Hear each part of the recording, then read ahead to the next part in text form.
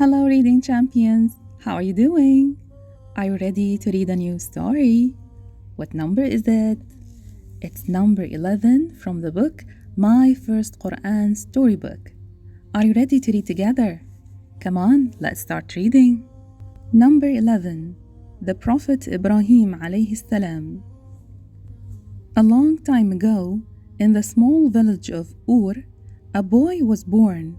His parents called him Ibrahim or Abraham alayhi salam. Ibrahim alayhi salam was a very good boy. He loved Allah more than anything else in the world.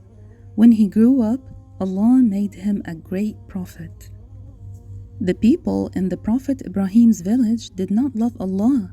They did not bow to him. They did not pray to him. Instead of praying to Allah, they prayed to stones and statues. They even made a special room for them. The Prophet Ibrahim alayhi salam hated the stone statues.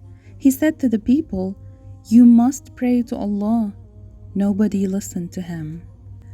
One day, all the village people went to the market. The Prophet Ibrahim alayhi salam was alone. He thought, "There is nobody in the village. I'm alone. Now I can't get rid of all the stone statues. Then everybody will bow to Allah and everybody will pray to him." The Prophet Ibrahim alayhi salam went to the room where the stone statues were kept. He took a hammer and broke them one by one. When the people came back to the village, there was nothing left but broken stones. The village people were angry with the Prophet Ibrahim alayhi salam. They shouted at him. They held him by his hands and legs and they threw him into a fire. Allah loved the Prophet Ibrahim alayhi salam a lot. How could Allah let wicked people harm Ibrahim? Allah said to the fire, "Be cool." The fire obeyed Allah and became cool.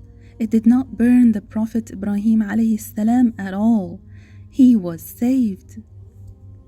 After that, the Prophet Ibrahim alayhi salam became bold. He knew Allah was on his side.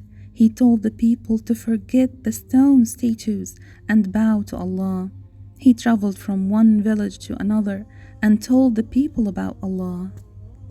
At first, only a few people believed in what the Prophet Ibrahim alayhi salam said, but slowly more and more people joined in.